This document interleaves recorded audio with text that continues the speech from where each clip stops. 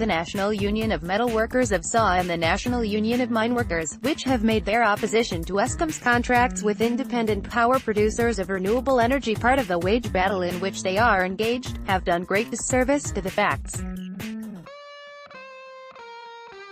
Their arguments are twofold. The first is that due to what they claim is expensive renewable energy, Eskom's financial sustainability is under threat, and second, that, as more renewable energy comes into the grid and coal recedes in the energy mix, masses of jobs will be lost.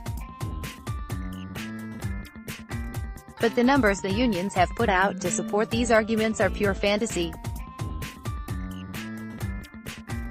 While the first two bid rounds of the renewable energy program came at R2.50 per kilowatt-hours, the price for the last round was R0.62 per kilowatt-hours.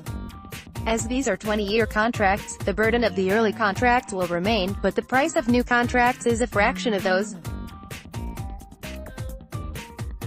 By contrast, the overspending and delays on the construction of Medupi and Kusel means they will produce the most expensive coal-fired energy in the world at R1.70 per kilowatt-hours and R1.90 per kilowatt-hours, respectively.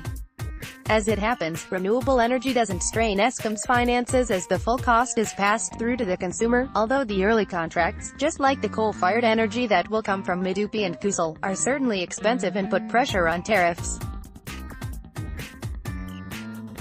The scale of the job losses NUMSA predicts is also absurd. In one of its documents it says 40,000 jobs will be lost from early decommissioning of coal stations, in another it says 6,000 direct jobs will be lost and 92,000 jobs in Mpumalanga will be affected.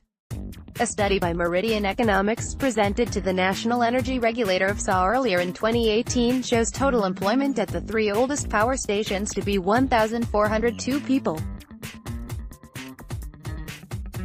Same study shows that it would relieve Eskom's finances by R17 billion a year if it was to retire these stations early. Of course there are many indirect jobs that are associated with Eskom's power stations, as well as the mines that feed them. But the point is the variation is just too large to take NUMSA's figures seriously. The transition to renewable energy is a part of a large global trend that no one, not even two trade unions down at the bottom of Africa, can reverse. Renewable energy is cleaner and due to technological advances is constantly becoming cheaper.